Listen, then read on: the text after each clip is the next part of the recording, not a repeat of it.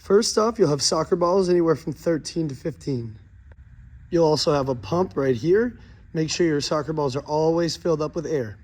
Next up, you'll have about 12 to 15 tall orange cones. To set up the boundary of the field, you'll have 8 blue cones, 8 yellow cones, and 16 orange cones as the sidelines. For the scrimmage part of the practice, you'll have 6 orange jerseys and 6 gray jerseys. You'll have a gray or orange strap bag where your disc cones and your pennies will go, as well as the ball pump. And to bring it all together, goals. So when you arrive, you may not know where you're going to set up. You can check your Google Calendar, and sometimes there'll be an orange soccer ball locating exactly where you should set up.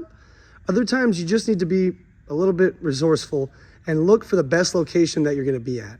So if there's something I always look out for, anthills, non-flat ground, playgrounds, or anything that could be distracting. If there is stuff like that, do your best to move away from it. Obviously, you can't always do that, so make do with what you can. So for the sake of the video, we're gonna pretend there's no soccer goals in the back here. I went ahead and already set up my cones. It is super important that your cones are equal distance apart. You have nice straight lines and it looks presentable. We wanna look professional when we're out here, and if you notice, my gear is off to the side, outside of the field. So now, our equipment is all checked. Our field is set up and we're ready to go about 10 minutes before our session starts.